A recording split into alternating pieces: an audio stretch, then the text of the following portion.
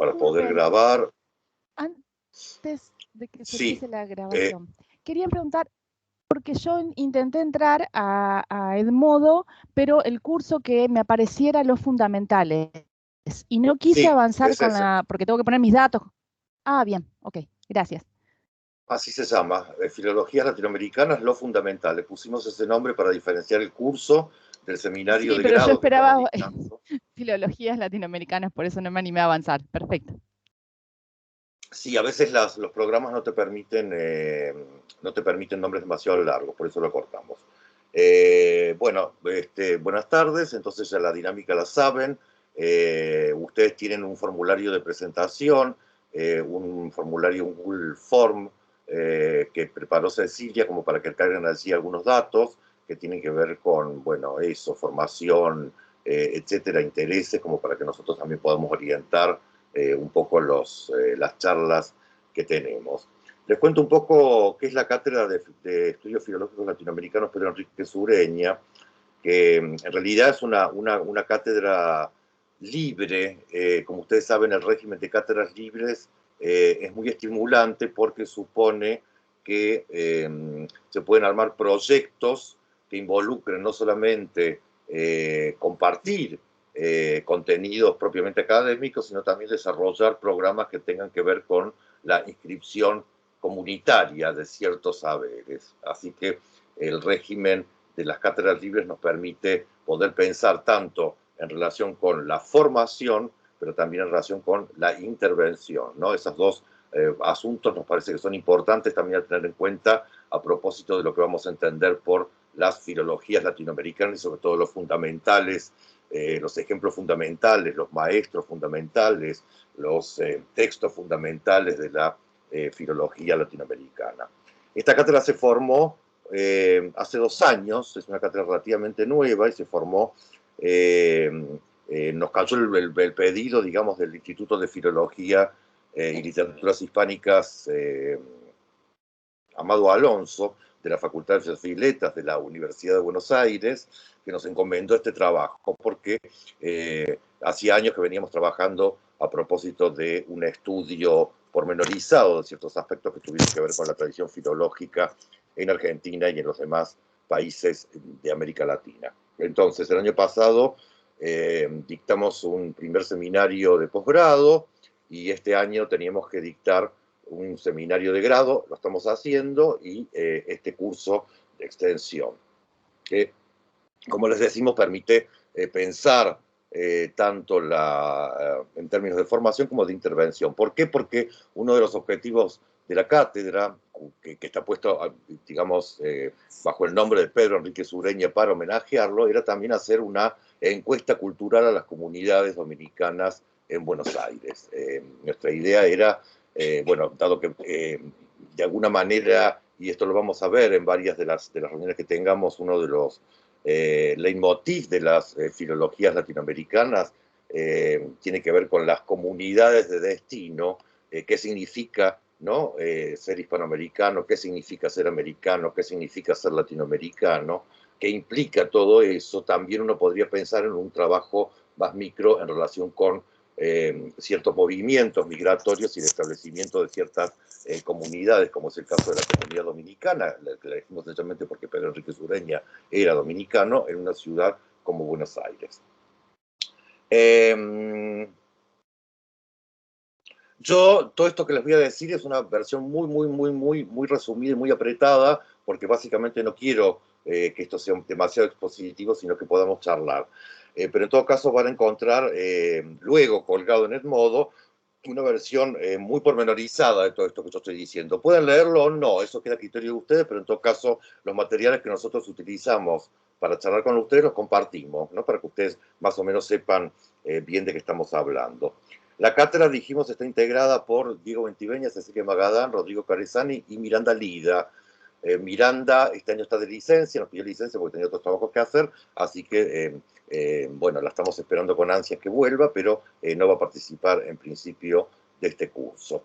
Las relaciones que tenemos entre nosotros son, y lo van a ver, bastante fluidas, bastante amigables. ¿Quién decía? Florencia Cortés, que había sido alumna de Cecilia Magadán. Bueno, Cecilia Magadán es de mis más antiguos, mis primeras alumnas, con lo cual, de alguna manera, yo me considero que también fui profesor tuyo por interpósita persona, pero quiero decir, tenemos una relación ya muy fluida con Cecilia, con Diego, con Rodrigo. Trabajamos, si bien esta cátedra es nueva, nos conocemos y trabajamos hace mucho tiempo, de modo que tenemos una relación familiar, fluida y por lo general de comunidad, sino de, podemos disentir a veces en aspectos que tengan que ver con cuestiones teóricas o con cuestiones epistemológicas e incluso con cuestiones políticas, pero quiero decir, sabemos quién es el otro, ¿no? O sea que van a ver que esa familiaridad que nosotros tenemos, de alguna manera pretendemos volcarla a este curso para que ustedes se sientan cómodos y puedan expresarse con la misma libertad. Y la cuestión de la expresión no es casual que aparezca acá porque va a ser naturalmente uno de los grandes ejes de este curso. Saben que uno de los libros fundamentales de Pedro Enrique Sureña son precisamente los 6 ensayos en busca de nuestra expresión. Con lo cual la cuestión de la expresión es algo que vamos a tocar más de una vez a lo largo de este curso.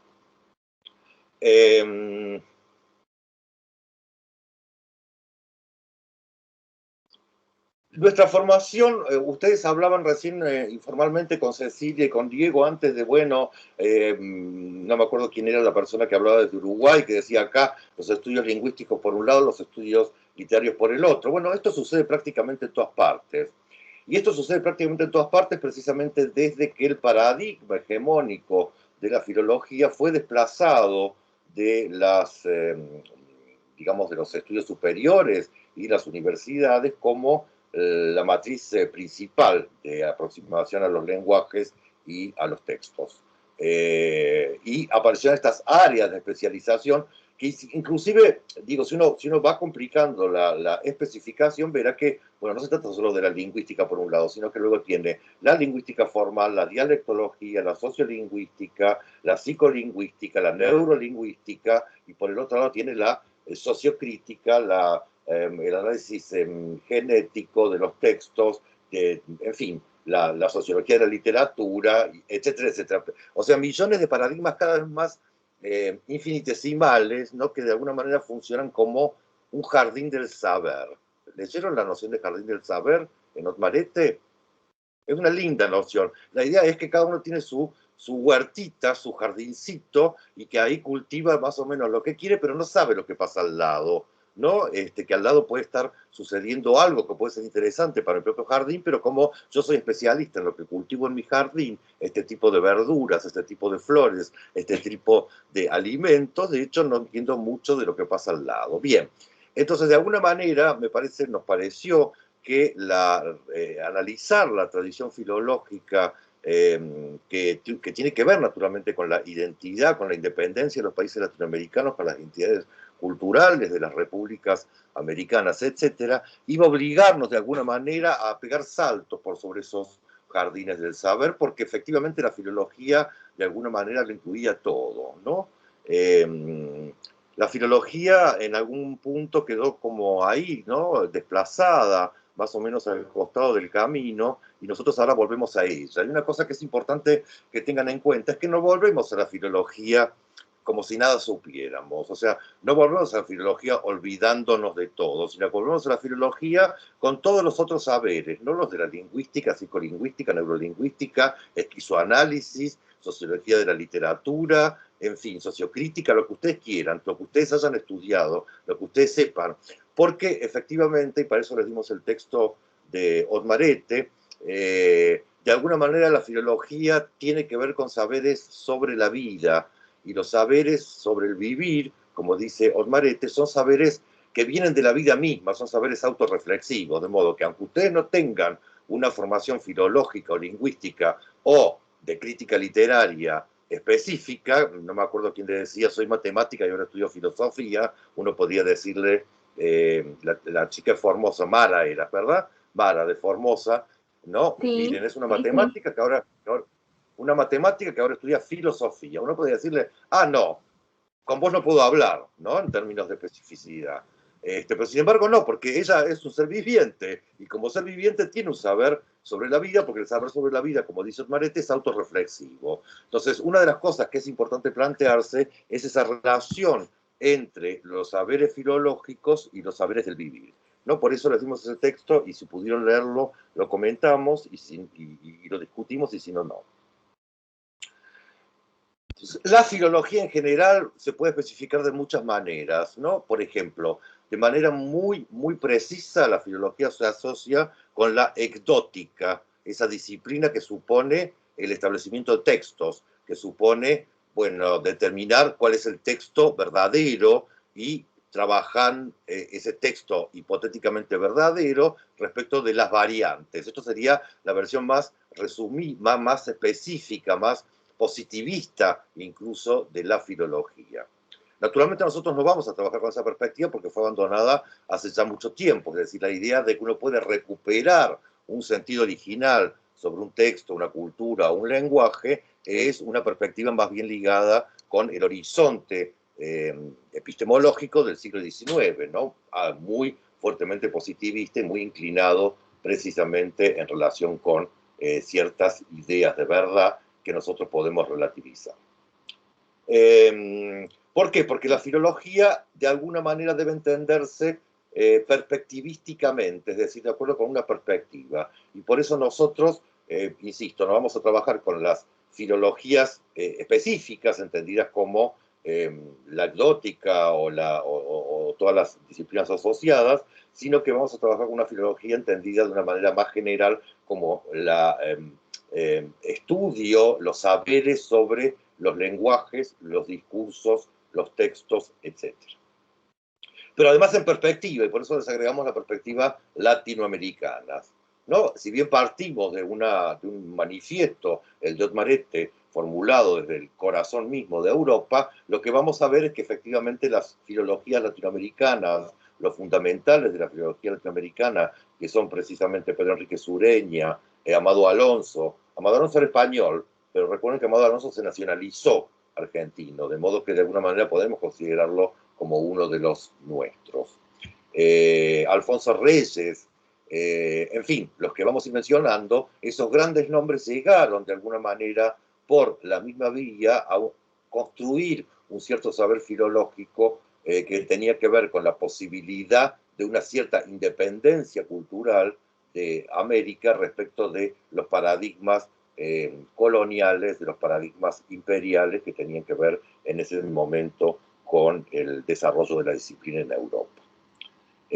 Una de las cosas que ustedes tienen que tener en cuenta es que efectivamente las disciplinas no son neutras desde el punto de vista político y que muchas veces la filología y tal vez el abandono de la filología por parte de las personas de mi generación o el desplazamiento de la filología en los planes de estudios, digamos, desde la década del 70 del siglo pasado en adelante, a un lugar marginal, ese desplazamiento haya tenido que ver precisamente con el carácter imperial que la filología siempre tuvo. ¿Por qué? Porque la filología fue efectivamente desde el, digamos, el Renacimiento en adelante cómplice de lo que podríamos llamar el pillaje colonialista, ¿no? De hecho, la semana próxima vamos a trabajar con aspectos que tienen que ver con la implantación de un cierto saber filológico bueno, en los virreinatos del Perú, en los virreinatos de México, etcétera, es decir, a partir de la lectura de los comentarios reales del Inca Garcilaso de la Vega. Un fragmento apenas, ¿no? Es decir, lo que le pedimos que lean es un fragmento muy ejemplar de ese encuentro entre una cultura imperial que viene con un saber filológico y esta cultura, digamos, por decirlo de algún modo, autóctona y estos lenguajes que se ven sometidos a esa presión filológica imperial. Pero incluso hay algunos críticos que han señalado el hecho, desde el punto de vista filológico, muy sutil, de que la gramática de Nebrija, que es la primera gramática de la lengua castellana, impresa en 1492, al mismo tiempo que se descubre América, esa gramática se imprimió precisamente en formato de bolsillo, de tal modo que esa gramática pudiera ser llevada por los conquistadores, ¿sí? Como un arma más en términos de la conquista territorial y la integración de territorios al mercado mundial. En el siglo XIX, que es el gran siglo del imperialismo, ustedes verán proyectos filológicos claramente asociados con la dinámica imperial. Por ejemplo, en el caso francés, ¿no? el Champollion y la decodificación de la piedra Rosetta supone la aplicación de métodos filológicos y supone, por lo tanto, la incorporación en ese punto de Egipto, los países árabes, etcétera, a el dominio de Francia. Lo mismo en relación con Inglaterra o Reino Unido, como quieran llamar a ese conjunto de países que no se llevan bien entre sí, y lo mismo en relación con España. Es decir, las grandes potencias imperiales del siglo XIX marcharon no solamente con la Biblia, esto es un lugar común en el caso de América, sino también con tratados gramaticales, con gramáticas, y fueron construyendo inmediatamente diccionarios, ¿no? Esto es muy importante para que vean que efectivamente el proyecto de la filología clásica era un proyecto asociado con el imperialismo, con lo cual nosotros queremos ser muy cuidadosos en este punto, porque no queremos tampoco, ¿no?, que al retomar con gran entusiasmo ciertas líneas de la investigación filológica, por ahí dejarnos tentar por la fascinación y caer en ese gesto imperialista. Pero en todo caso, perspectiva, de eso se trata, de sostener la perspectiva. ¿Por qué? Porque la segunda cosa, además de la expresión, que nos va a parecer importante discutir con ustedes en este curso de extensión, tiene que ver con la diferencia, ¿no? ¿Qué es lo que hace la filología? ¿Cómo piensa la filología? ¿Cómo piensan las ciencias del lenguaje en general? Si quieren llamarlo de ese modo, la cuestión de la diferencia. No, vamos a ver, creo que es la tercera reunión, cuando estemos leyendo algunos fragmentitos de la gran gramática de Andrés Bello, la gramática que Andrés Bello hizo para el uso de los americanos, que esa gramática, cuya importancia no puede ser, ¿cómo se dice?, disminuida, no puede ser, bueno, eso, disminuida. ¿Soslayada? ¿Soslayada? Soslayada también, sí. Esa gramática de importancia decisiva. Sin embargo, en el prólogo, ustedes lo van a leer y no quiero insistir demasiado sobre esto, parte de un cierto terror letrado en relación con la diferencia, ¿no? Hay que evitar que la lengua se fracture, hay que evitar que la diferencia de la lengua lleve a destruir la unidad, ¿no? Con lo cual, hay algo que la filología hace respecto a la diferencia, ya sea respecto de una lengua sola, como es el español o castellano, o de las lenguas con las que se encuentran, las lenguas nativas de América, que tienen que ver con una posición a propósito de la diferencia. Bien.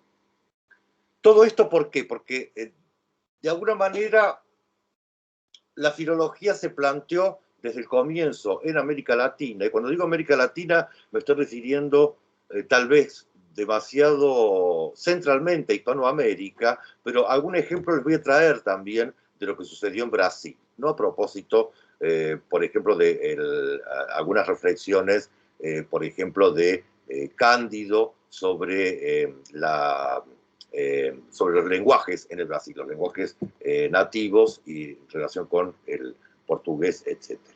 Pero en todo caso, el proceso es más o menos el mismo. De lo que se trata es de encontrar el punto a partir del cual se pueda sostener la expresión de lo americano y luego el nombre que uno quiera darle a eso, porque fíjense que el nombre bien puede ser lo americano en general, o lo hispanoamericano, o lo latinoamericano, o lo nuevo mundano, ¿no? Que de alguna manera nos permitiría ¿no? evitar, en principio, las polémicas a propósito del nombre. ¿Por qué? Porque nombrar es en sí mismo tomar partido en una dirección. O sea, nombrar tampoco es, así como la filología decimos, no es políticamente neutra, nombrar tampoco es políticamente neutro. Si yo digo Hispanoamérica, ¿qué estoy diciendo?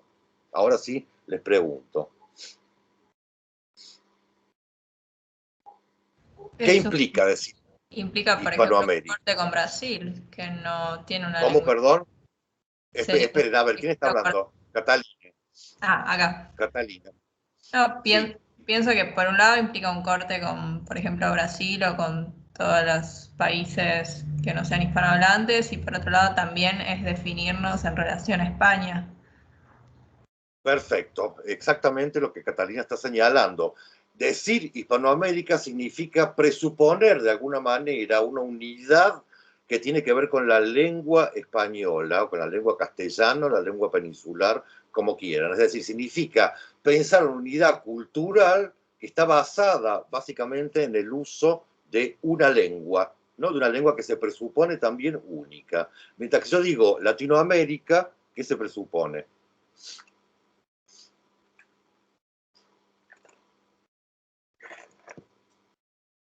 ¿Qué presupone Latinoamérica?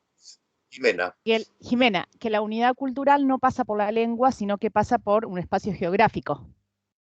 Efectivamente, bien, eso es claro, pero fíjense todavía más.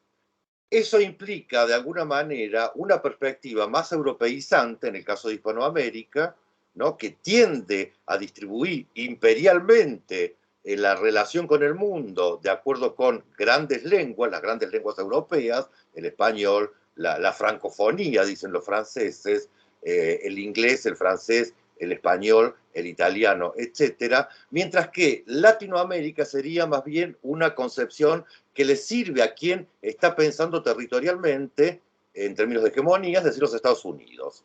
Por lo tanto, es muy claro que la perspectiva latinoamericanista va a tener que negociar cosas con una perspectiva que tiene que ver con la hegemonía norteamericana, y que la perspectiva hispanoamericanista va a tener que negociar cosas que de alguna manera tienen que ver con la hegemonía europea. Se entiende que ahí políticamente las cosas son distintas. Nosotros somos los mismos, y es más, diríamos, somos inocentes de ese debate. Uno podría decir, a mí, ¿qué me importa? ¿No? O sea, yo la verdad es que quiero ver cómo establezco yo una comunidad de destino con aquellos con los cuales vivo, con los cuales hablo, con los cuales me relaciono. Sin embargo, ese debate es un debate interesante porque nos permite pensar que los nombres están asociados a distintos proyectos hegemónicos, es decir, a distintos proyectos de integración de lo americano al mercado mundial, al mercado de integración operativa de lo disponible al mercado mundial. ¿Se entiende lo que digo, no? Digo, esto en relación con un nombre muy evidente. Por eso si uno dice, y fíjense el otro nombre que yo mencionaba, americano. ¿Pero quiénes se dicen americanos? Los norteamericanos, es decir, los estadounidenses. Ellos se apropiaron directamente un nombre que podría perfectamente correspondernos a nosotros. Con lo cual, siempre hay algo que disputar a propósito de los nombres. Nosotros elegimos latinoamericana, ¿por qué? Porque nos parece que es más interesante negociar en este punto con los Estados Unidos el sentido de lo latinoamericano, y sobre todo porque nos parece importante sostener una relación, ¿no?, cultural con un país como Brasil, que de otro modo quedaría completamente fuera de la posibilidad de pensar esa relación cultural. Entonces, nuestro mundo, lo que pretendemos, sobre lo que pretendemos reflexionar, nuestro pequeño mundo, nuestro mundillo, nuestro punto de vista, permanentemente va a estar en relación de conflicto, de tensión con otros mundos, con otros puntos de vista, con otras perspectivas. Esto es lo bueno, la cuestión es saberlo. Esto es lo bueno porque permite enriquecer muchas veces el debate, permite enriquecer el diálogo, pero insisto, lo importante es ser consciente de eso y poder, por lo tanto, manejar, ¿no? Y que cuando una persona dice, bueno, pero ¿desde qué punto de vista lo estás diciendo? Y si ustedes pueden aclarar desde qué punto de vista lo están diciendo, está claro, porque entonces podemos negociar en relación con esos puntos de vista. La gran matriz, van a ver acá, yo no me voy a detener en esto, pero una de las grandes matrices de explicación de lo americano tiene que ver con el pensamiento del que tal vez fuera el peor filósofo de la historia, el más dañino de los filósofos de la historia, que es Mara. ¿Está por ahí? ¿A quién nos podemos estar refiriendo? Mara, ¿a quién nos podemos estar refiriendo? ¿Cómo o cualquiera, digo. ¿No? Es medio un chiste, así que tampoco se lo tomen muy en serio. Ojo, que sea el peor ojo filósofo de la historia, ¿no? A Hegel, ¿no? Hegel es uno de los grandes enemigos de América. Lo van a ver ahí muy desarrollado en la clase, no me voy a detener en eso, pero para Hegel América representa un problema. Para los iluministas en general, América representa un problema. ¿Por qué? Porque América ahora me refiero a algo fuera, ¿no? Todavía de estas nominaciones de las cuales hablábamos antes. América venía un poco a distorsionar, ¿no? Los esquemas del saber y los esquemas del conocimiento. Ustedes saben que Hegel organizó en tríadas, por lo general, bueno, tesis, antítesis, síntesis es una tríada, pero también organizó los territorios en tríadas. Y entonces América quedaba ahí como medio, bueno, había que cambiar el sistema para que entrara América, o decir, miren, América en realidad no existe. Hegel optó por esa variante, dijo, América en realidad no existe, por la vía de son sociedades sin Estado, y sociedades sin Estado no tienen ninguna importancia. Cuando tengan un Estado veremos a qué llegan, pero en general lo que vamos a ver es que las sociedades sin Estado van a llegar a los estándares europeos. Esta era un poco la conceptualización del iluminismo, la conceptualización de muchos filósofos del iluminismo, pero también y sobre todo de Hegel.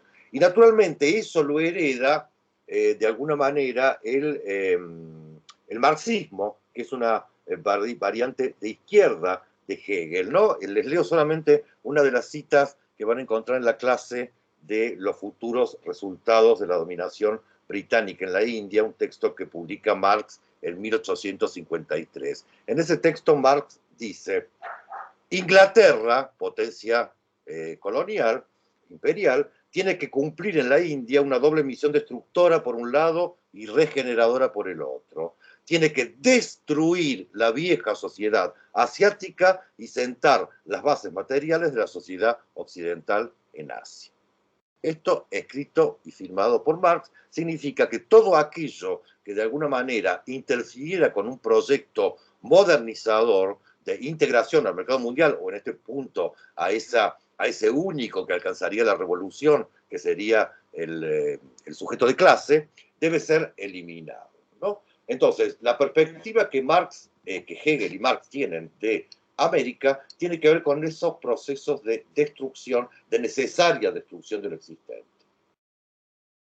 Por cierto, las personas más atentas que leyeron estas cosas ya desde el siglo XIX en América dijeron, bueno,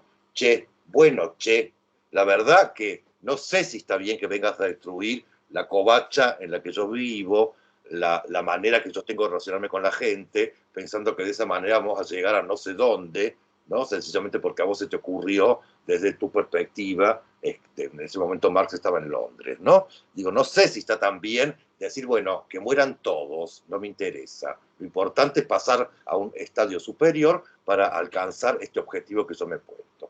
No sé, alcanzarlo si vos querés, déjame que yo vaya a mi ritmo.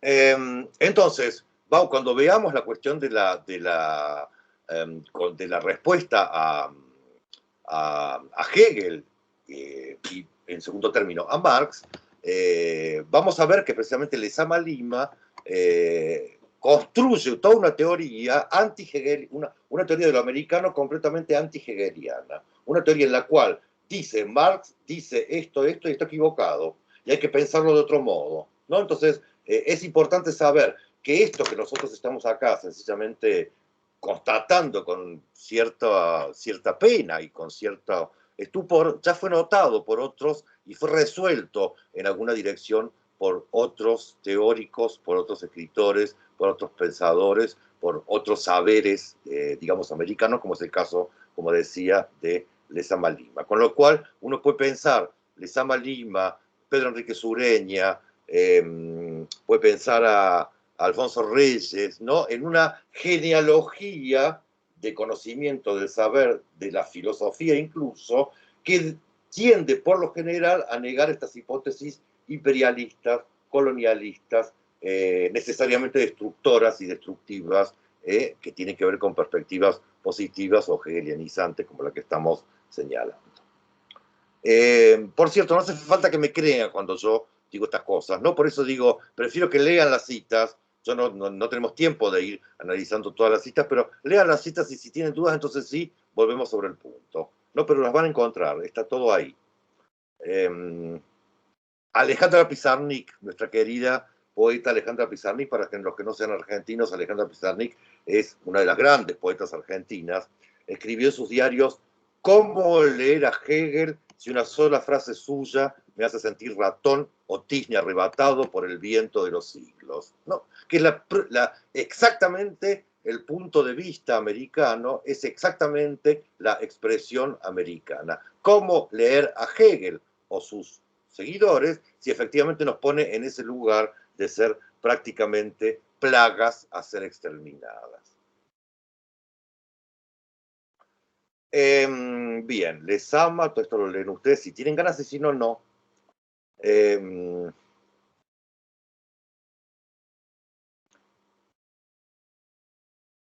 Entonces, de lo que se trata es de no perder de vista este asunto. ¿Por qué? Porque si decimos, como dijimos recién, y vamos a ahora insistir cuando desmenucemos un poco las hipótesis que plantea Otmarete, la filología debe entenderse como una disciplina sobre la vida, sobre el vivir. De lo que se trata es de encontrar la forma de vivir juntos, la forma de crear una comunidad de destino, es decir, de construir un mundo habitable para nosotros y todos los otros, no necesariamente un mundo que excluya a nadie, sino un mundo que pueda articularse con los otros mundos que otros construyen al mismo tiempo que nosotros y nosotras tratamos de construir el nuestro. Esto sería la idea de la diferencia, porque decimos, no se trata de un único, como en el caso de Hegel, un único destino de la humanidad. No se trata tampoco de una única lengua, como en el caso de los hispanizantes, el español de América.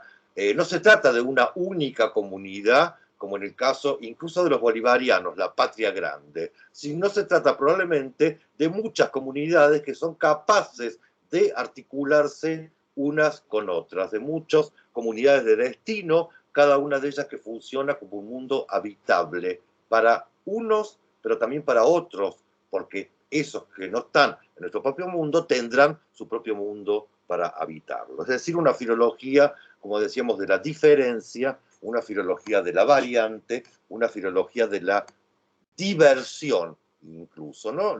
La diversión tiene que ver con lo diverso, por lo tanto, si no hay diversión, si no nos divertimos haciendo esto, la verdad es que no tiene gracia. Literalmente. Para que haya gracia en el sentido divino de la gracia, tiene que estar lo diverso, tiene que estar esa huida hacia otra parte, esa fuga del único. Para que haya gracia, tenemos que ser capaces de pensar en esos términos, me parece. Si ustedes quieren, les pasamos textos, no, insisto que nos vamos a tener en eso, sobre los poderes de la filología, por decirlo muy rápidamente. Hay un texto de Gumbrecht que analiza, ¿no?, la filología, la exótica, esto, lo otro, la historia textual, la genética textual, etc. Eso lo pueden hacer, y si tienen dudas, lo plantean. Insisto que no va a ser en lo que nosotros nos detengamos, pero no me parece que esté mal pensarlo. Todo esto que yo estoy planteando de manera muy rápida, lo van a encontrar en el texto de Ete, que yo les pedí que leyeran para hoy, de Otmarete. Y de hecho, Otmarete es un gran amigo nuestro, es uno de los grandes latinoamericanistas que hay en Europa, uno de los más agudos, seguramente el más agudo de los latinoamericanistas europeos, ¿no? No hay, creo, en Europa una persona capaz de pensar de manera tan sutil y tan delicada aspectos que tienen que ver con nuestra cultura, con nuestra realidad, con nuestra comunidad. De hecho, después, Diego, si podés colgarles en Edmodo los vínculos a la entrevista a Otmarete que sacamos en la revista y la charla que dio Otmarete, si no lo hacemos después, pero en todo caso para no olvidarnos, ahí van a ver, lo van a ver a Otmar y van a escuchar la propia voz de Otmarete hablando. Todo esto, insisto, tiene una raíz, como decíamos, gente que leyó este problema de la diferencia muy tempranamente, y gente que salió, por lo tanto, a investigar las posibilidades de sostener una filología de la diferencia a partir, por ejemplo, del filólogo loco. ¿Quién es el filólogo loco? ¿A quién me refiero cuando digo el filólogo loco? Nietzsche. Nietzsche, uno que fue filólogo y que murió loco. Nietzsche, antes de ser filósofo, quería ser filólogo, y de hecho llegó inclusive a dar lecciones de filología clásica. Hay un librito del cual van a encontrar un par de citas en la clase, Homero y la filología clásica, que son las notas de preparación de las clases de Nietzsche. Llegó incluso a concursar y le fue muy mal. ¿Por qué? Porque Nietzsche en realidad lo que sostenía era que la filología, tal como se ensayaba en su época, estamos hablando del siglo XIX, el último tercio del siglo XIX, era una disciplina que había tendido a mistificar el pasado. Como esto que decíamos, el pasado fue así. Y Nietzsche dice, no se trata nunca de ver cómo el pasado fue, sino se trata de usar el pasado para pensar nuestro presente y proyectarnos hacia el futuro. Con lo cual a mí no me interesa saber cómo fue el pasado, sino lo que me interesa saber es qué sirve de ese pasado para nosotros actuar. Él pensaba que la filología debía estar atada a la acción, ¿no? Y esto lo retoma puntualmente Otmarete en el comienzo de su artículo La filología como ciencia de la vida. Entonces, habría dos opciones en el comienzo, este comienzo que estamos hablando, piensa Nietzsche. Una es la filología como disciplina académica, la disciplina como ciencia académica. Él rechaza esa y se queda con un pensamiento de la disciplina entendida como un conjunto de saber ético, es decir, que tiene que ver con la acción, que tiene que ver con la definición de uno en el mundo, que tiene que ver con la definición, en pocas palabras y en síntesis, de el vivir, de cómo vivimos. Por supuesto, esto escandalizó a sus contemporáneos que le dijeron a Nietzsche, mire, dedíquese a otra cosa. Nietzsche dijo, ¿sabes que sí? Me voy a dedicar a otra cosa. Y entonces acuñó, y esto está al final de Homero y la filología clásica, filosofía est quae filologia fuit. La filosofía es lo que era, lo que fue la filología, ¿sí? Es decir, el punto de partida es la filología, pero el punto de llegada va a ser un pensamiento, el pensamiento de Nietzsche, sobre lo viviente. Digo filólogo, por lo tanto, porque ese es su origen, y digo loco porque, como saben, terminó abrazado a un caballo loco porque tenía... se había contagiado, ¿cómo se llama esta enfermedad venérea? Sífilis, ¿no? Enloquecido por la sífilis, terminó. Y esto es muy lindo y lo podemos, si quieren, retomar en algún momento. Cuidado por su hermana que vivía en Paraguay, con lo cual hay un Nietzsche paraguayo que es muy importante tener en cuenta, que es aquel que impone la hermana de Nietzsche cuando se hace cargo de la herencia textual que deja Nietzsche, los textos que se publican luego de su muerte, totalmente falsificados por la perspectiva de su hermana paraguaya, que son precisamente los textos más complicados porque son los textos que van a alimentar muchos años después al nazismo. Pero en fin, eso es un paréntesis. Se tratará entonces de pensar una filosofía vital, una filosofía de la vida, una filología igualmente vital, una filología de la vida. No una ciencia del texto, sino, como nos gusta a nosotros decir, una ética de lo que en el texto vive todavía. ¿Qué significa en los textos que leemos la vida que allí encontramos? ¿Cómo nos interpela? ¿Qué nos dice? ¿Y en qué dirección podemos nosotros trabajar con eso? Bien, eso es un poco la presentación del curso, las cuestiones que nos gustaría que tuvieran en cuenta, ¿no? Es decir, ¿qué significa pensar lo viviente? ¿Con qué palabras lo hacemos? ¿Qué cargas políticas tienen esas palabras? ¿Qué hace la filología que vamos a leer con la cuestión de la expresión y la cuestión de la diferencia? ¿Dudas sobre esto? ¿Cosas que quieran decir, agregar? A partir de acá ya estamos en el territorio de la charla. El texto de algunos lo habrán podido leer, otros no, otras lo habrán leído, otras querrán hablar, otras no querrán hablar.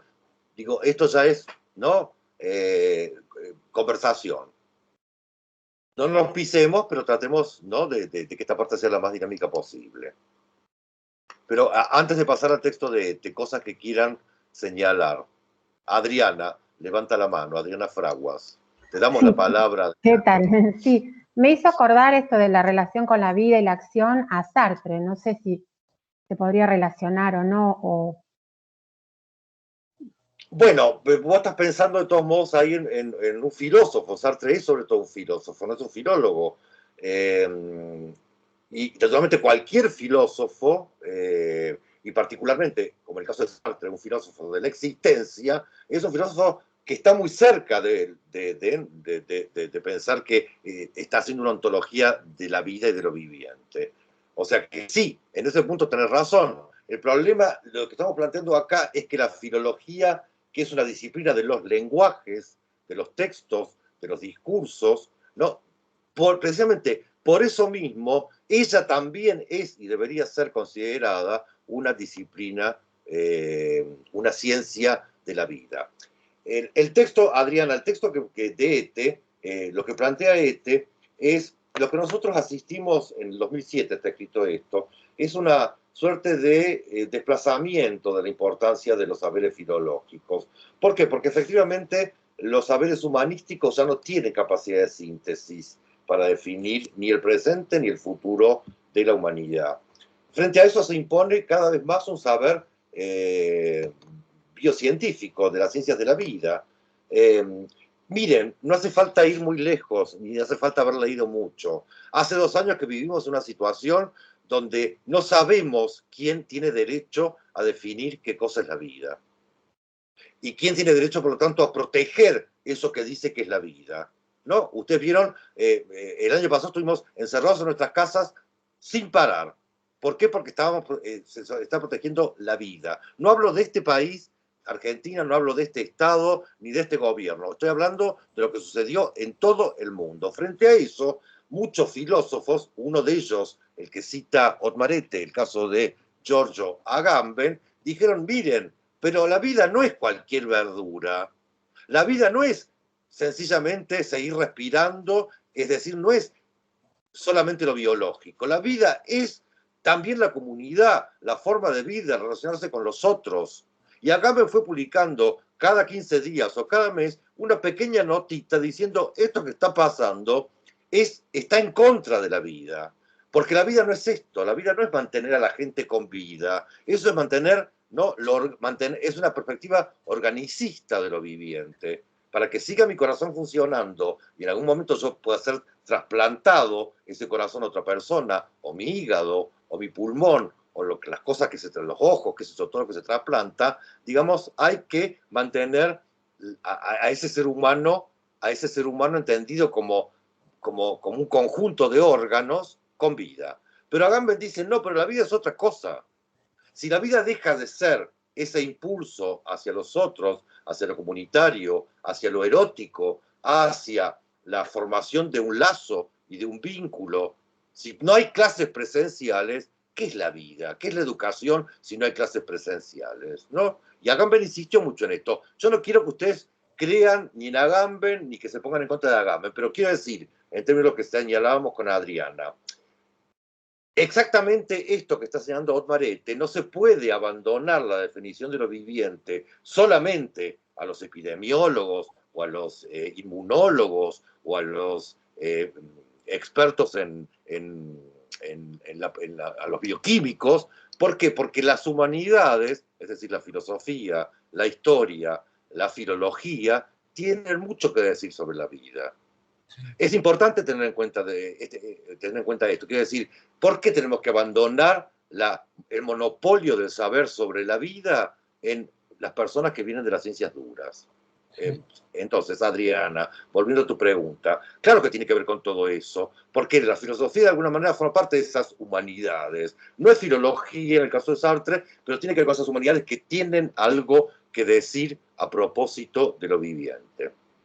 Y que no debe ser, por lo tanto, puesto en un lugar de subalternidad, diciendo, ustedes, ¿qué van a decir? Acá, los que sabemos sobre la vida, somos nosotros que estamos acá fabricando vacunas, que a lo mejor, la verdad, en la última intervención de Agamben, que fue hace 2 o 3 semanas, dijo, se llamaba la humanidad y el síndrome del Lemming. Después se las colgamos. Sí.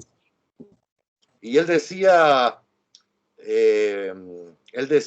bueno, ¿saben lo que es el síndrome de Lemming? Los lemmings son esos animalitos que de pronto se suicidan en masa. Y él dice, curiosamente la humanidad se vacunó con vacunas que no se sabe qué efecto tienen. Porque recién en 2024 se va a saber si estas vacunas que nos hemos dado producen esterilidad o cáncer o esto o lo otro. Hacen falta 2 años. Yo tengo las dobles dosis, o sea, no es que yo me niego a vacunarme. Yo tengo 2 dosis y la verdad que... Pero en términos de pensamiento, creo que Agamben tiene un poco de razón, ¿no? Que para no contagiarme un virus que a lo mejor me mata, me pongo una vacuna que a lo mejor también me mata. Con lo cual estamos en una especie de callejón sin salida porque somos incapaces de salir de la lógica del cientificismo. Es decir, de que el prospecto del medicamento que tomo dice la verdad.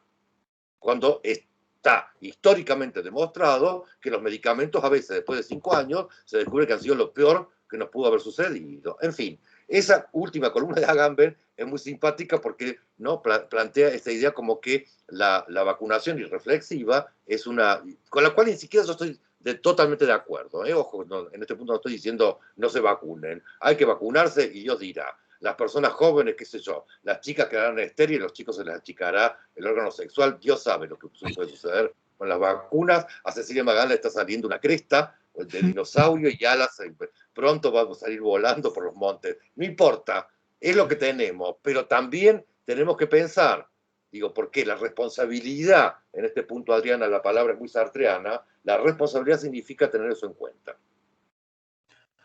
Bien. Sí, yo leí hasta la mitad del texto de Otto y me resultó muy interesante y me llevó a la vida justamente reciente y a reflexiones también que había leído en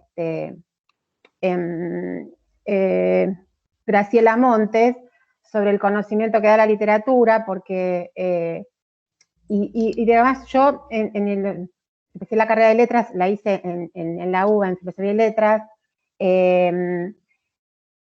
al grande, porque mi pasión era la biología, ¿no? Y después me di cuenta que no, que la medicina no iba, y bueno, muy poquito estuve en la... Y entonces para mí me interpela mucho esto del conocimiento, porque para mí la poesía nos da un conocimiento único que no nos da la ciencia, ¿no? Entonces siempre esto me interpela mucho.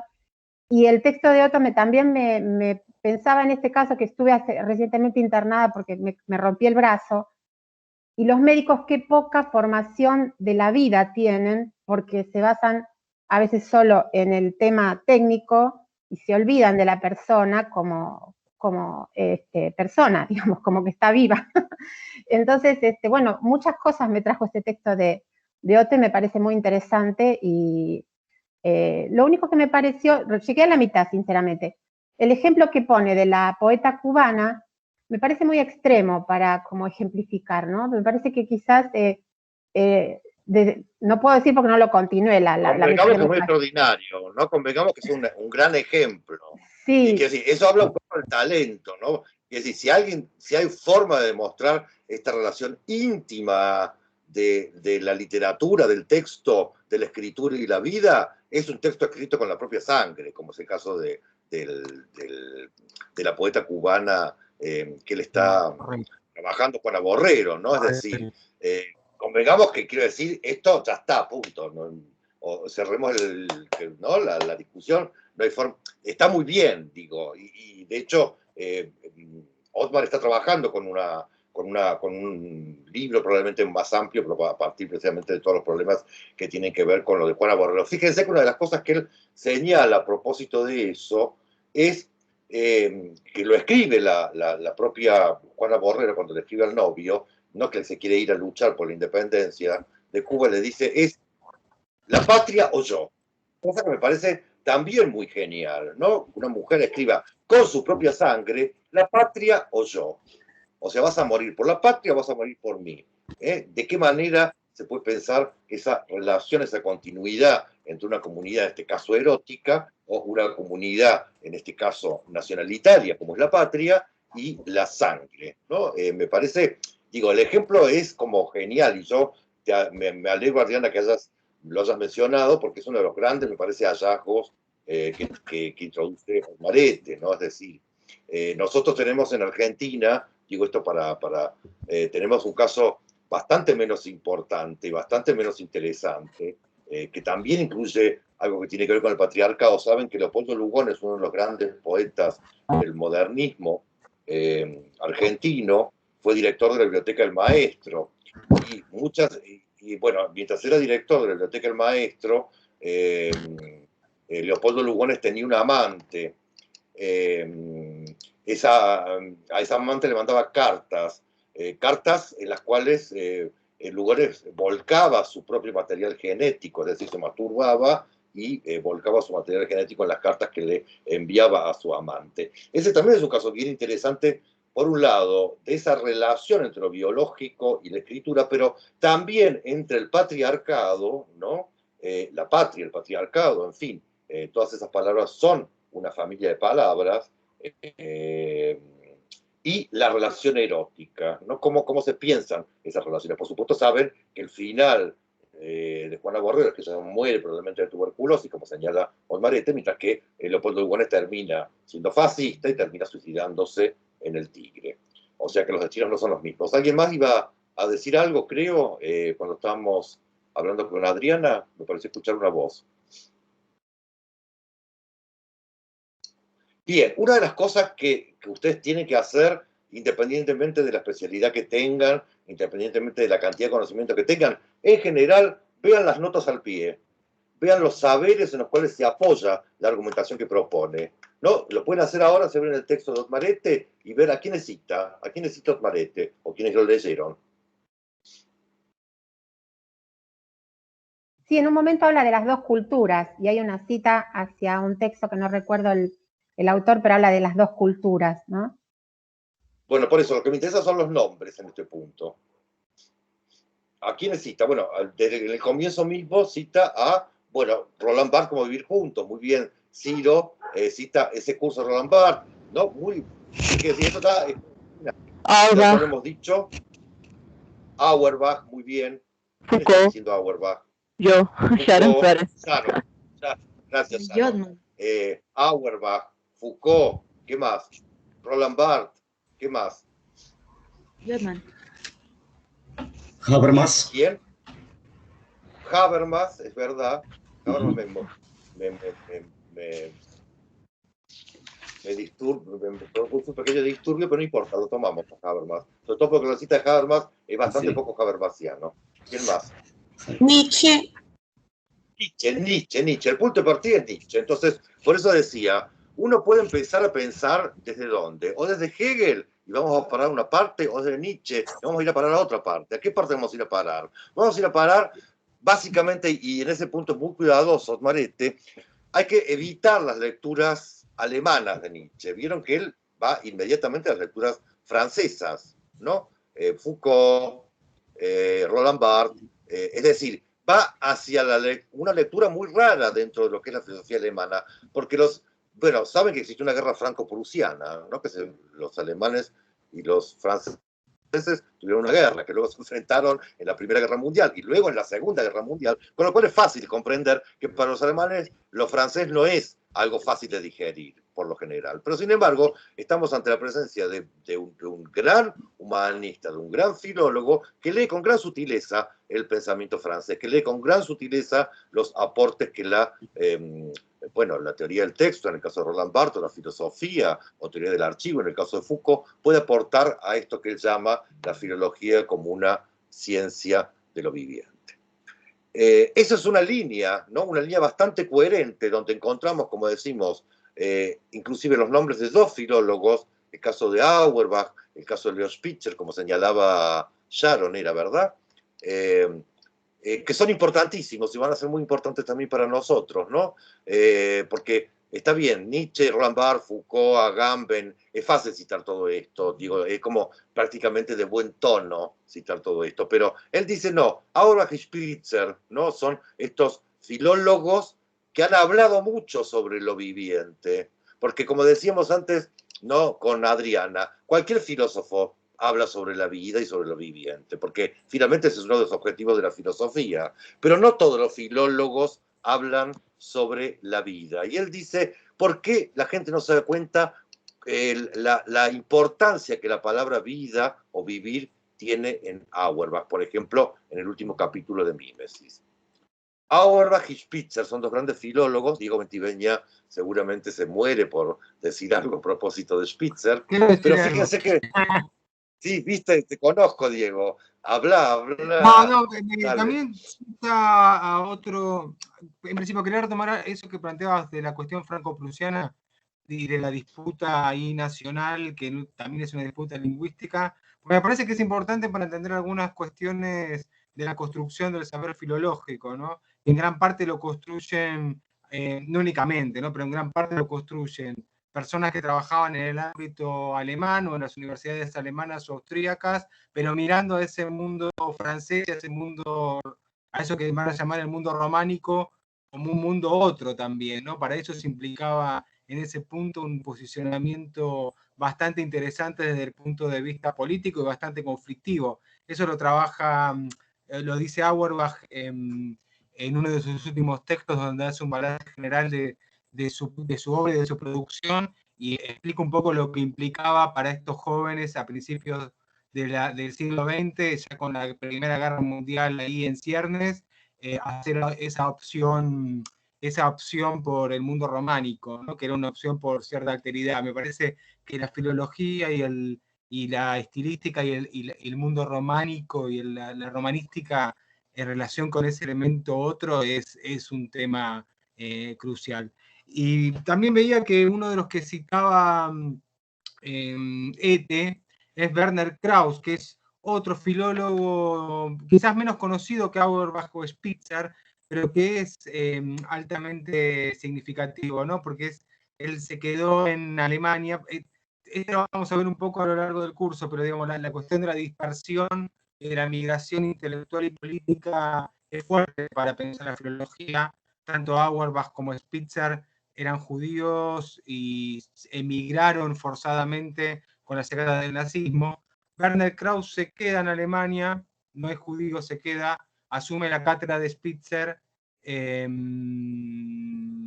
la cátedra de Auerbach, pero desarrolla toda una tensión interna con el nazismo que lo va a llevar a la cárcel en esos años, y después se va a ir a la República Socialista Alemana, a la Alemania Democrática. Y me parece que también es un gesto interesante el de rescatar a esa línea de una filología que implica una oposición a una forma muy monológica, como, bueno, obviamente es el nazismo. Entonces me pareció interesante esa cuestión de ver qué se cita, cómo se cita, y yo agregaría además en qué lengua se cita, ¿no? En qué lengua porque también hay toda una serie de traspasos. Bueno, en Antelo, eso se ve claramente, ¿no? Digamos, la cita de quizás un autor, no sé, alemán o austríaco que aparece en italiano, en portugués o en francés, y ahí se va dispersando también muy interesantemente, para mí, muy inteligentemente también, la cuestión del origen y la cuestión de la pureza lingüística, ¿no? Nada, eso. Sí, retomo un poco de lo que se... Sí, espera, Ceci, un poco de... Subrayo lo que dice Diego, ahora te doy la palabra y después lo retomo, lo de la filología romance, y ahora vamos a eso. Cecilia. No, que me retomaba lo que decía Diego de lo monológico. A mí me cuesta no leer el texto de Ete como si fuera una reversión, un comentario de la palabra en la vida y la palabra en la poesía, y de los textos citados. Ahí hay un pasaje que a mí me gusta mucho, que es cuando lo retoma Bakhtin, ¿no? Y también cuando lo retoma Goetz, como desde la mirada antropológica, en relación con lo que vos decías de la diferencia, leer la filología como diversión o diversidad o diferencia, y hacer foco en lo local, ¿no? Entonces, a mí esas son como los pasajes del texto en los que más entiendo esa forma de revisitar la noción de filología. Y por ahí nunca había leído antes en mi formación en letras a Bakhtin como filólogo, a Bakhtin Volozhin como filólogos, y sin embargo está ahí, ¿no? Eso que le está diciendo es eso, es el vincular la vida con la palabra, ¿no? Me parece que eso, y la literatura. No sé, esa parte me encanta del texto. Sí, bueno, Bakhtin, yo creo que es un filólogo con todas las letras, porque de hecho tiene sobre todo textos mismos sobre la filología en textos. Bien, lo saben que el pobre Bakhtin tuvo este problemita, ¿no? Saben que los soviéticos se agarraron mal con los lingüistas y con los filólogos, y bueno, también con los formalistas, que tuvieron que huir los que pudieron hacia cualquier lado. El caso de Jacobson es el más ejemplar, que fue no pasando de país en país. Pero Bakhtin también sufrió la persecución del régimen soviético, y Bakhtin prácticamente no publicó nada durante toda su vida después del famoso libro sobre la cultura popular. Entonces, cuando se publican los textos inéditos de Bakhtin, se encuentra precisamente que tiene muchos textos dedicados a la filología propiamente, es decir, a esto que estamos empezando a desarrollar.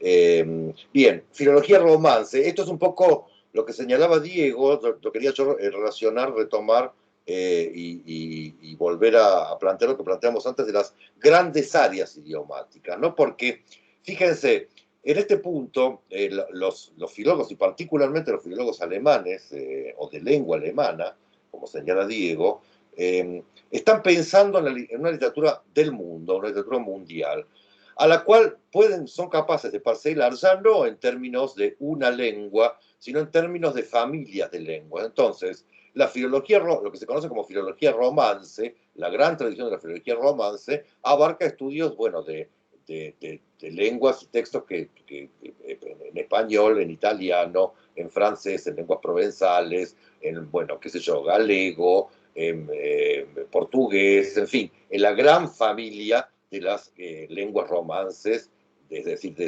esa derivación del latín. Mientras que la otra gran área sería la germanística, ¿no? Es decir, la filología que se preocupa más bien por esas otras lenguas derivadas de otro tronco y que tienen que ver, por lo tanto, con otra tradición.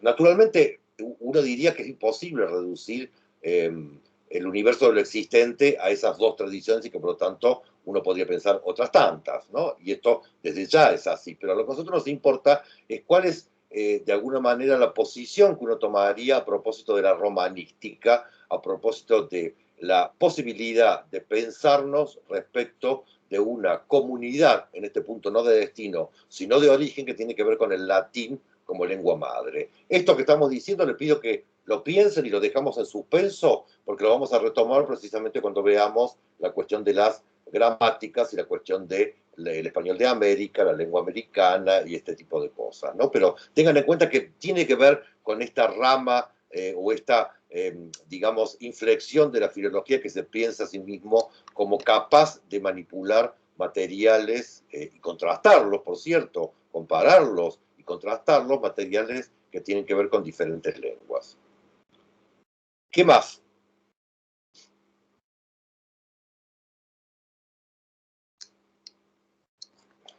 Hablen, pregunten. Levanta la mano, Alejandro, sí. Y Sharon. Sí. Alejandro, sí, después Sharon, después Lorena. Yo quería comentar, bueno, del texto de Ottmar Ette, también me llamó la atención, como me interesó mucho las novelas que cita de la literatura europea y no solo europea, y cómo ciertas novelas o ciertos textos fueron vistos como un peligro para la vida en su momento, y eso trajo consecuencias para sus autores. Eso por un lado. Y por otro, a propósito del origen latino común, se me ocurrió pensarlo también a propósito del nombre Latinoamérica, que lleva en su denominación una referencia al latín y a las culturas, digamos, que tuvieron como lengua en su momento única, de luego diversificada en las lenguas romances al latín, diferenciadas de las culturas germánicas o anglo-germánicas. Y me llamaba la atención que en el texto Otmar Ette no hubiera ninguna referencia, no sé si hay algo por detrás, ninguna referencia a la obra de Curtius, por ejemplo, a propósito de literatura europea y Edad Media Latina, que no solo resalta la base lingüística común, sino también una base cultural y en particular literaria común para todos los países de la Romaña, ¿no? Bueno, eso me quedé pensando a propósito de la romanidad, de los romances, lo latino. Sí, Alejandro, ahora muy rápidamente te contesto, pero sobre todos modos tomo nota, ¿no? Porque lo que estás diciéndolo, podemos retomarlo en algún momento. Nosotros, una de las cosas que nos gusta dar a leer y plantear también, tiene que ver ahora ya con la que ha sido considerada la reina de la filología argentina, María Rosa Lida. María Rosa Lida leyó, y de hecho hizo una reseña del libro de Curtius, demoledora, lo mata. Entonces podemos en algún momento, no digo ahora, porque me parece prematuro, retomar las críticas que le hace María Rosa Lida a Curtius, pero básicamente en términos muy esquemáticos, lo que podemos decir es que María Rosa le acusa a Curtius de sostener una perspectiva hegeliana, es decir, donde lo que importa es el único y donde todo aquello que no tiene que ver con el único, el caso de España, pero sobre todo el caso de la cultura judeo-españolas, son dejadas de lado o desvalorizadas por Curtius en literatura europea y en la América Latina.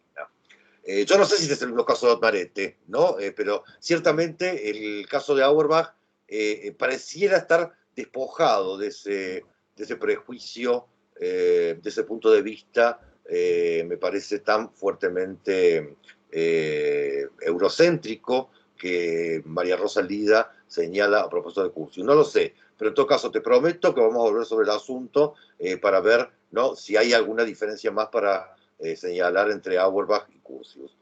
Seguramente Diego quiere decir algo de esto, pero déjame, digo, que primero... No, Alejandro, gracias a vos por la pregunta y por darnos tema para próximos encuentros. Sharon,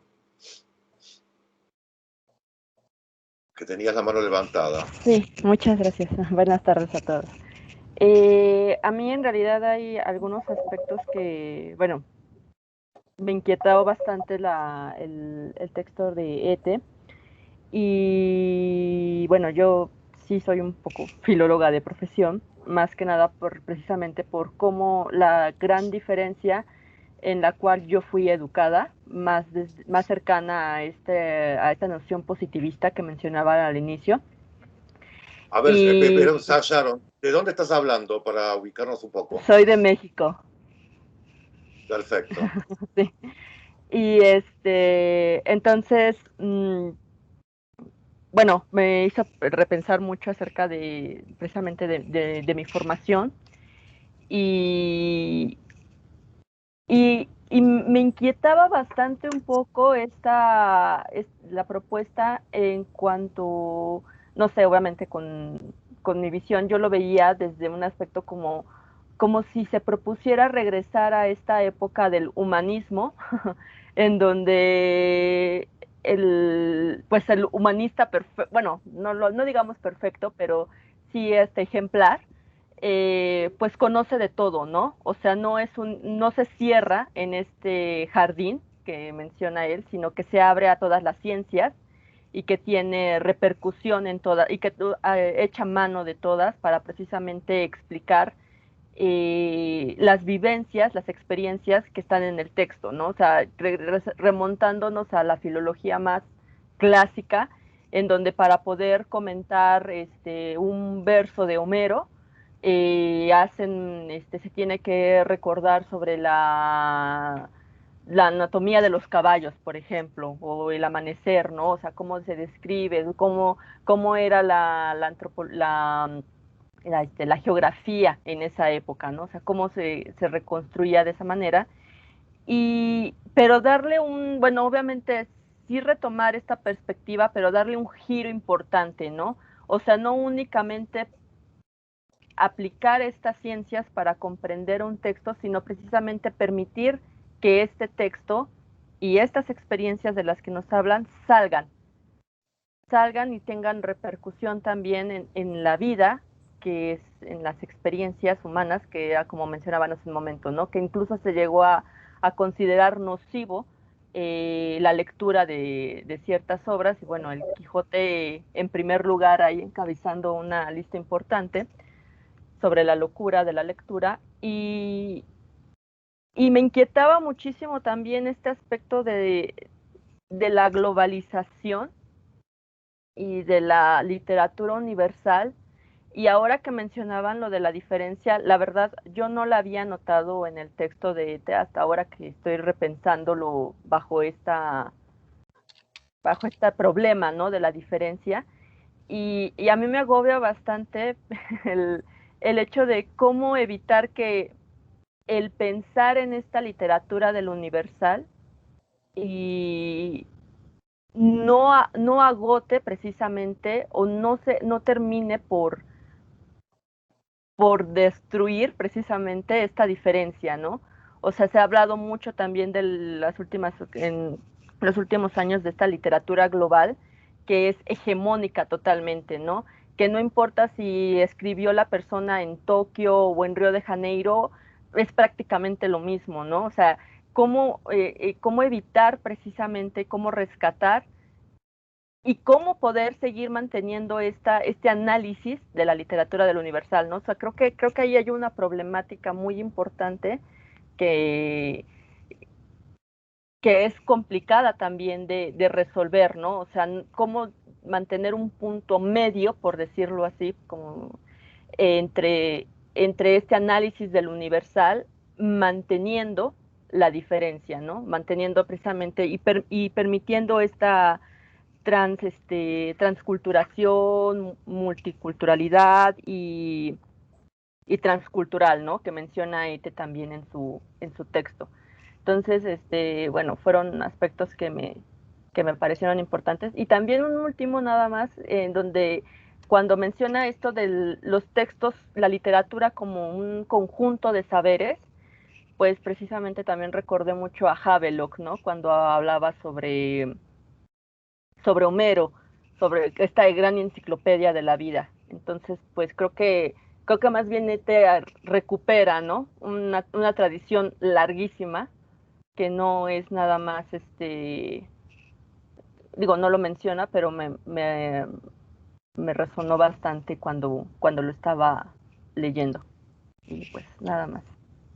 Perfecto, gracias Sharon. También eso, ahora Lorena, estás en lista de espera y ahora te vamos a dar la palabra, pero antes unas cositas para Sharon, agradecerte también tu reflexión, que es muy importante, me parece, y permite explicar un poco por qué cita Auerbach en este punto, ¿no? Porque Auerbach es el que escribe Filología de la Weltliteratur, Filología de la Literatura Mundial. Y en ese texto Auerbach explícitamente señala que la globalización es esto que vos señalas, homogeneizadora, eliminadora de las diferencias, aplanadora, etc. Y contra eso, lo que él llama literatura mundial es algo diferente de la globalización. Es decir, que ahí lo que se ve es la manera en que, creo que lo dice de este modo Auerbach en ese artículo, la manera en que se estimulan, se enriquecen, se fecundan mutuamente culturas, literaturas, mundos, ¿sí? Entonces, Auerbach es consciente, y por lo tanto también, del riesgo de la globalización y el riesgo de los universales. Y por lo tanto, en los dos casos, creo yo, hay un cuidado precisamente en decir, pero no es eso lo que buscamos. Lo que buscamos es, de alguna manera, la construcción de una perspectiva. Auerbach y Curtius, los dos son perspectivistas, pero en este punto me parece que Auerbach insiste mucho más en el valor político de la perspectiva, de una perspectiva que precisamente no aniquile las diferencias, que no aniquile las localidades o lo local, o que por lo menos permita pensar de alguna manera con un cierto dinamismo, lo global y lo local, ¿sí? Que esto ha dado en perspectivas analíticas en eso que se ha llamado lo local, por ejemplo, una manera de articular lo local y lo global. O sea, es cierto el riesgo de la globalización, el peligro de la globalización y el riesgo de considerar los universales, una vez más, vuelve a Hegel, es decir, al único.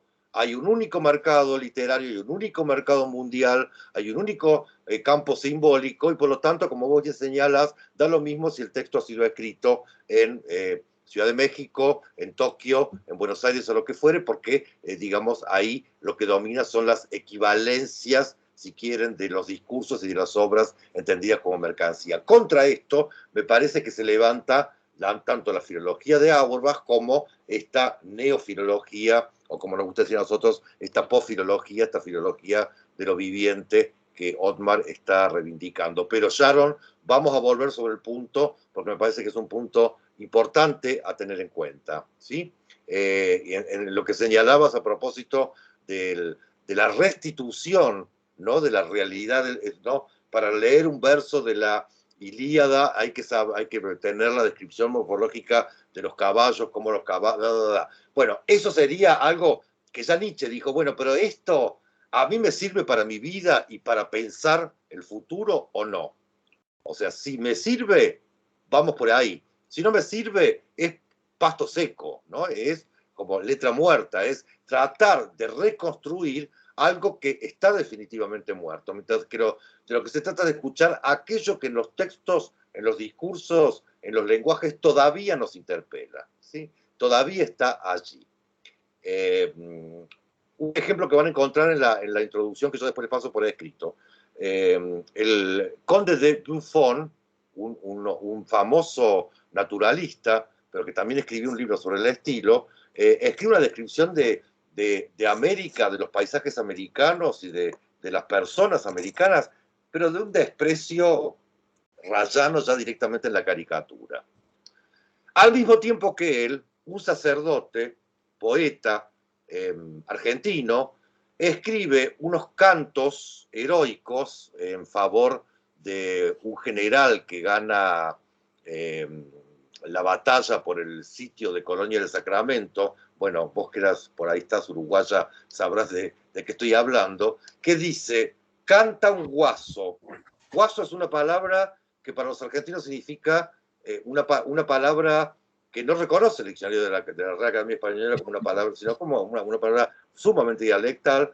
Virginia, acá, ¿no? Vos, Virginia, sos la uruguaya, ¿verdad? Canta un guaso en los triunfos de... Guaso es el ordinario, guaso es el zafado, el que habla de más, el guarango, ¿no? Entonces, vemos que desde el siglo XVIII hay una diferencia entre lo que sería un proyecto iluminista, ¿no? Un lenguaje iluminista, una descripción iluminista, y el darle la voz a este que es el nativo, o el criollo en todo caso, pero entonces, digo, una formación cultural evidentemente americana para que cante la gloria de una batalla, ¿no? Entonces, digo, ahí lo que se ve precisamente es que hay que equilibrar y hay que ver cuál es la perspectiva que a nosotros nos conviene, ¿no? Porque efectivamente la voz del guaso está ahí incorporada desde el punto de vista muy fuerte de una figura letrada, y eso va a dar luego, mucho más adelante, en el siglo XIX, en la gran invención de lo que es la cultura rioplatense, Uruguay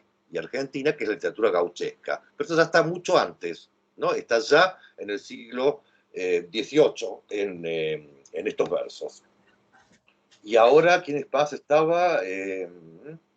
Había levantado la mano y ya la deslevantó. Bien. En todo caso, Alejandro, seguís con la mano levantada.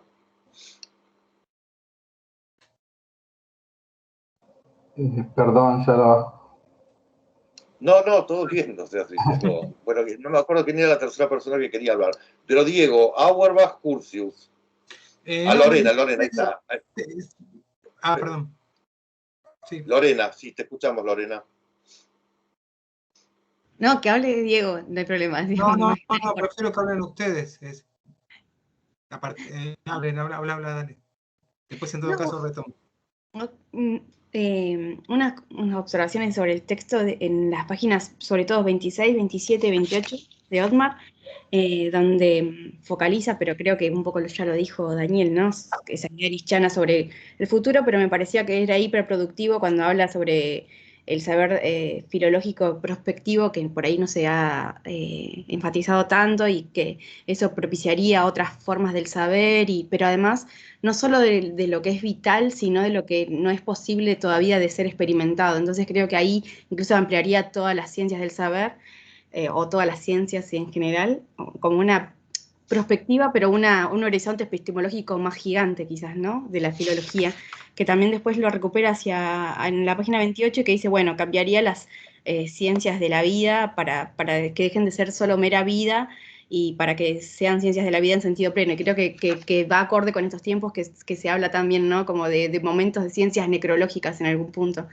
Y después esto lo relacioné yo, pero no sé si se va a hacer tan pertinente con Mellonic, que cuando él habla en éticas, ética y traducir, no me acuerdo ahora el nombre, pero él pone el énfasis sobre todo en la poesía, con el poder de quizás que Otmar le da a la literatura en sí.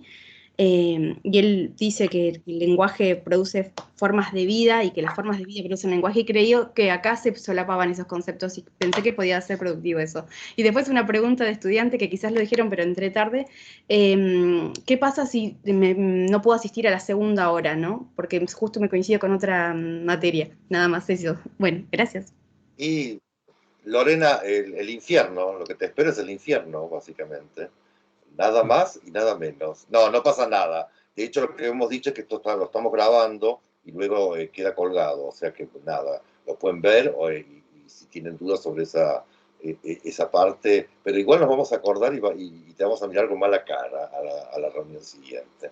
No, bueno, nada, lo que señala Lorena, bueno, es algo que estuvimos diciendo, pero sobre todo quisiera detenerme en esto que planteabas a propósito de las ciencias, las necrociencias o ciencias de la muerte, ¿no? Porque es una cosa muy agambeniana, ¿no? Y de hecho, por eso Agamben está citado, porque Agamben, y por eso lo traíamos a cuento, Agamben piensa que hay dos palabras en el origen, en la lengua griega, para definir lo viviente. Está la zoe y la bios. La zoe sería la vida propiamente vegetativa, mientras que la bios es la vida política, la vida comunitaria, la vida, ¿no? la vida para la que estamos destinados, ¿no? La vida erótica, la vida de relación, desde la familia hasta el partido político, qué sé yo, el cuadro de fútbol, la relación con los otros, las otras, etc.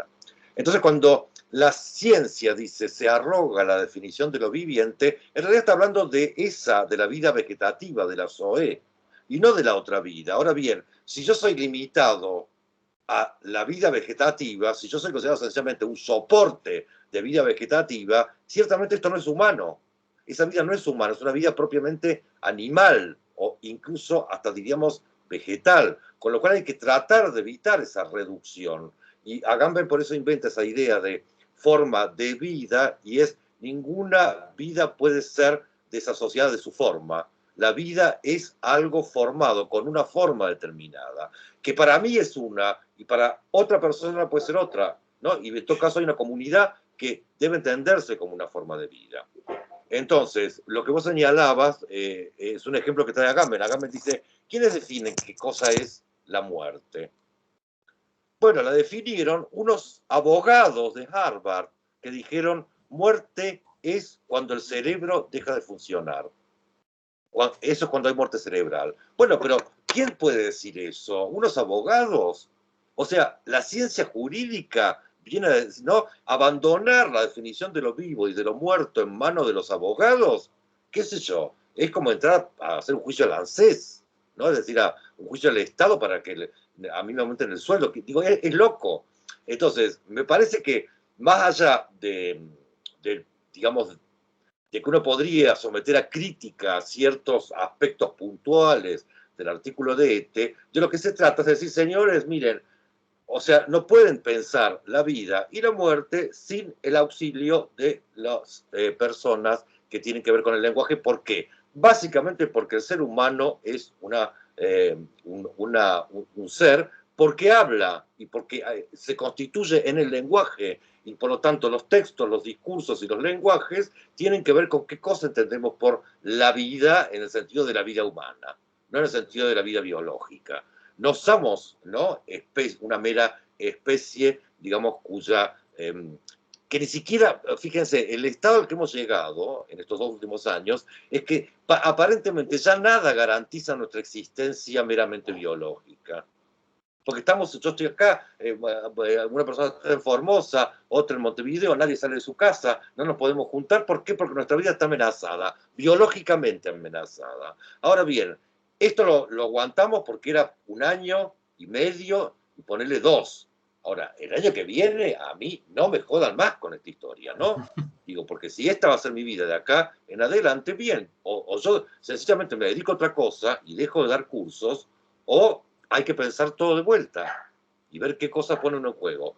Diego, ¿querías hablar vos? No.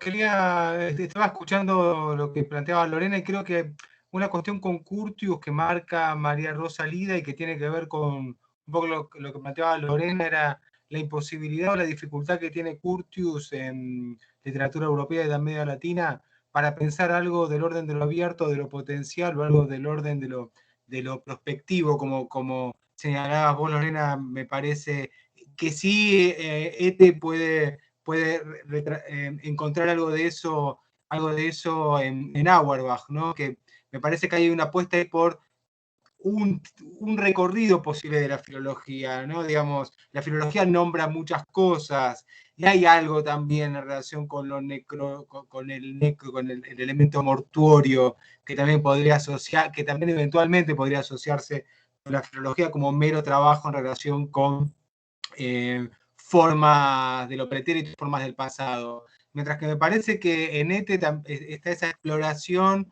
por una filología en términos de un saber sobre la vida y sobre la sobrevida, ¿no? La supervivencia, digamos, todo ese tipo de exploraciones que él hace, que también tiene que ver con un recorte de la filología, ¿no? Tiene que ver con, bueno, hay muchas filologías posibles, ¿no? Y la filología nombra muchas cosas y quizás nombre demasiadas cosas y quizás ellas haya sido una de las limitaciones justamente de la filología para pensarla contemporáneamente, ¿no? Que podría dispararse hacia cualquier lado. Después pensaba muchas cosas porque pensaron muchas cosas. Hay un nombre ahí que siempre aparece en que quizás no aparezca tanto en este texto, que es el de Humboldt, como contracara de Hegel, ¿no? Para pensar América.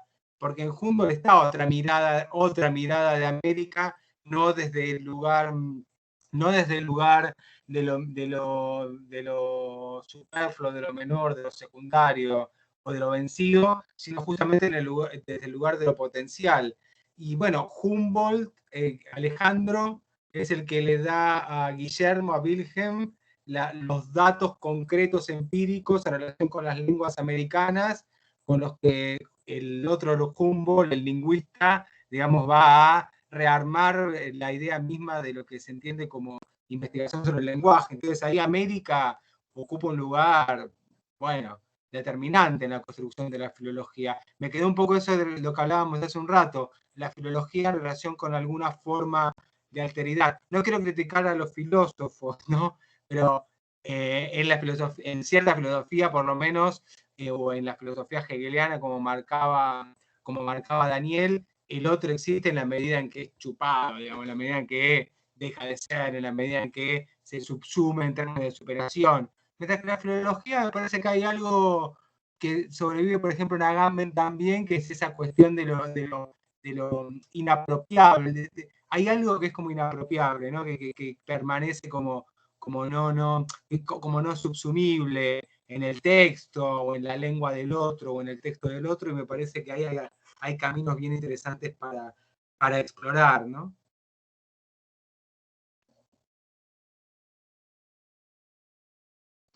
Gracias, Diego. Sí, totalmente. ¿Algo más que quieran agregar? ¿Rodrigo está? ¿Rodrigo no está? Jimena, ahora te damos la palabra. Bueno, ahora voy a ver si consigo a Rodrigo. Estoy aquí. Perfecto. Bueno, no, para que después indiques lo de la semana próxima. Gracias. Jimena. Yo me preguntaba, o me problematizaba a partir de la lectura del texto propuesto, porque advertí el desarrollo de toda la reflexión sobre el objeto en sí de la filología. Y cada quien con sus preocupaciones, yo me preguntaba por la problematización del concepto de ciencia, ¿sí? Digo, la reflexión va por esto de ciencia del vivir, de la vida, bueno, cómo va eso cambiando, de lo viviente, bueno. Pero la clasificación en tanto ciencia, ¿no? En diferentes páginas, por ejemplo, habla de las políticas científicas, menciona las políticas científicas, cuando, si no me confundo, es cuando lo cita Roland Barthes, que después dice cómo se ha vinculado, no dice vinculado, pero la literatura o la ciencia literaria, creo que dice, cómo ha tenido tanto con los exitosos discursos científicos. Entonces, a mí se me disparó el problema con el tema de la filología como ciencia. Yo siempre termino autorrespondiéndome práctica, la práctica filológica, ¿no? Pero digo, el debate sobre el objeto en sí, y yo lo pensaba el debate más sobre la clasificación en tanto ciencia. Pero bien, Jimena, gracias. Bueno, ustedes saben que antes de que el estructuralismo existiera y se propusiera la ciencia del texto, Roland Barthes hablaba de la ciencia del texto, la filología era la ciencia del texto, ¿no? La filología se consideraba una ciencia. Ahora bien, el problema, me parece, tiene que ver, y creo que el propio Otmarete lo reconoce, tiene que ver con la aparición de ciertos modelos epistemológicos, como, bueno, qué sé yo, el caso de los que tienen que ver con la epistemología más institucionalista en relación con la ciencia, pero también con el caso de Foucault, entendido como una epistemología, ¿no? Las palabras y las cosas entendidas como una epistemología, donde las ciencias son piezas que se incorporan a un campo de saber más vasto. Es decir, donde las ciencias son apenas el emergente de un campo de saber, ¿no? Es decir, lo que trabaja Foucault en las palabras y las cosas son distintas ciencias, la economía, la filología también, la biología, etcétera, como piezas de un estado de saber, de una episteme o de una formación discursiva, como lo llamará luego. Con lo cual, me parece que el problema de la designación, tenés razón vos, es compleja, pero si uno ve las palabras, y por eso les decía, los nombres propios que él está citando, es claro que él está pensando en una ciencia, si querés, de lo viviente, la filología como ciencia de lo viviente o de la vida, en términos Foucaultianos, es decir, subsumida en un campo de saber, ¿no? Y piensen que en alemán la cosa es menos, está menos separada, no es saber y ciencia, Wissen es saber, Wissenschaft es ciencia, con lo cual hay una relación, me parece, de parentesco más evidente todavía, ¿no? Que es la lengua en la cual en principio está escrito el texto de Otmarete.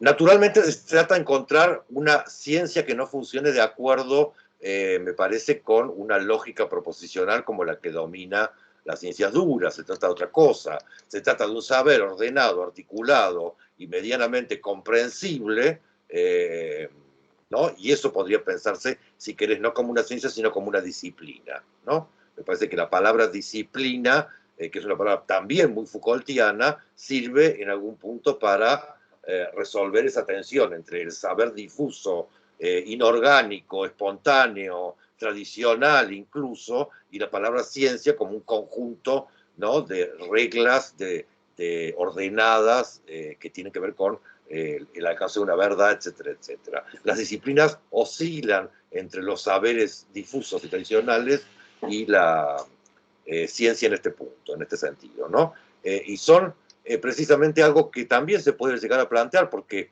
ese otro italiano, Gramsci, que también él fue un filólogo, y de quien Diego, si le damos la palabra ahora, sonamos, así que no se la vamos a dar en este punto, porque Diego es un gran conocedor de Gramsci y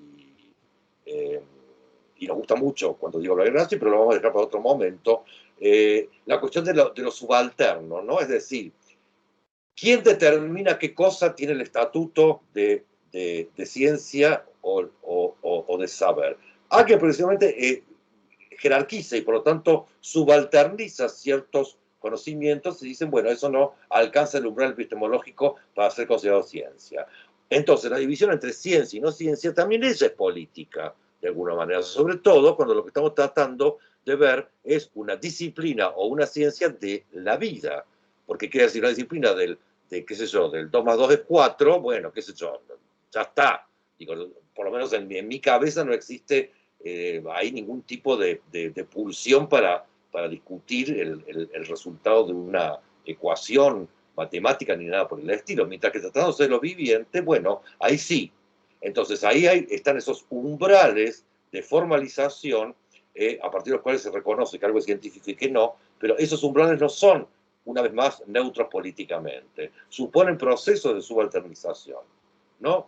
Entonces, insisto, una temática que uno podría plantear en términos precisamente de la hegemonía, lo hegemónico y lo subalterno, tal y como Gramsci, bueno, tal y como Gramsci lo propuso, no porque Gramsci en algún punto no era tan amigo de lo subalterno, pero bueno, nada, no quiero que en esto porque le digo se pone nervioso.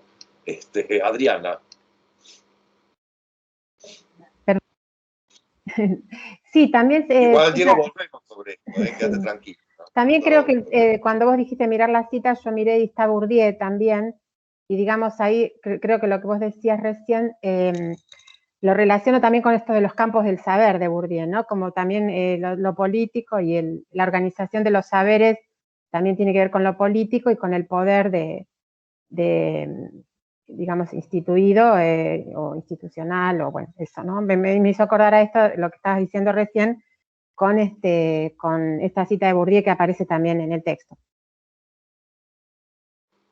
De Bourdieu sí no podemos decir mucho porque está acá mismo, ¿no? Forma parte de este chat. Es más, Pedro Enrique Sureña forma parte de este chat, o sea que ¿no? ya tenemos ¿no? dificultades para criticar a Pedro Enrique Sureña. Bueno, en fin, creo que no lo haríamos, pero Bourdieu también porque está acá presente, entonces ¿cómo hacerlo?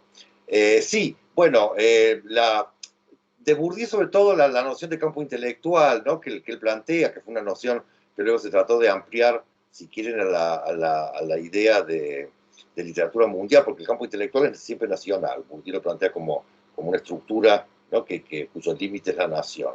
Pero después está otras formulaciones, como la de Pascal Casanova, que amplifican la noción, transformándola en otra cosa, ¿no? Precisamente para dar cuenta de una totalidad mayor que la nación. Pero además de eso, lo que hay en Bourdieu es algo que tiene que ver con la economía, si quieren, de los regímenes simbólicos, es decir, donde los regímenes simbólicos están sujetos a una lógica que debe y puede entenderse como una lógica que de alguna manera también tiene que ver con, bueno, el caso de la distinción, por ejemplo, que también ahí se trata de una jerarquización del gusto, cosas por el estilo, pero también tiene que ver con una lógica económica, ¿sí? Que eso también me parece, Jimena, uno tendría que pensarlo en términos de qué cosa se puede vender y qué cosa no. Hay saberes que, por lo tanto, pueden alcanzar la forma mercancía y saberes que no. Bien, ¿qué más? En general vamos a tratar de cortar 5 minutos antes, ¿saben? Porque nosotros tenemos otra clase a las 5, entonces eso nos da tiempo de airearnos un poco y poder servirnos un café. Así que trataremos de empezar temprano y cortamos -5. Rodrigo, si querés recomendar qué tienen que leer para la próxima reunión, entonces. Por supuesto. Teníamos previsto que ustedes leyeran 2 textos relativamente breves. Nos vamos a dedicar la clase que viene a un episodio de la conquista de América y de la conquista del Perú, que se llama El encuentro de Cajamarca. Y vamos a leer al Inca Garcilaso de la Vega. Yo les hice un recorte del episodio del encuentro de Cajamarca, y ese sería como el texto fundamental a discutir la próxima vez. No obstante eso, el encuentro de Cajamarca está dentro del segundo tomo de los comentarios reales del Inca Garcilaso. El segundo tomo de los comentarios del Inca Garcilaso se supo llamar Historia General del Perú. El primer tomo se llama propiamente Los Comentarios Reales. Para que a ustedes no les quede muy descolgada esa lectura, o por ahí les interesa el Inca Garcilaso y quieren leer algo más, les quería pedir, si quieren, completar la lectura del Encuentro de Cajamarca con la lectura del libro primero del primer volumen que les acabo de mencionar, que se llama Los Comentarios Reales, el libro primero de los Comentarios Reales. Y el libro primero tiene las advertencias a los comentarios reales y una especie de tratado filológico sobre las variantes ortográficas y fonológicas del quechua en función del castellano. Entonces, les pido que lean eso también, si quieren. Lo principal es el Encuentro de Cajamarca. Y además de esto, un breve artículo de Margarita Zamora que se llama Filología Humanista en los Comentarios Reales. Esas serían las lecturas obligatorias. La complementaria es el libro primero de Comentarios Reales. Y luego, estaba pensando que por ahí a alguno de ustedes la figura del Inca Garcilaso pueden saber del Inca Garcilaso ahora, por primera vez, esta semana.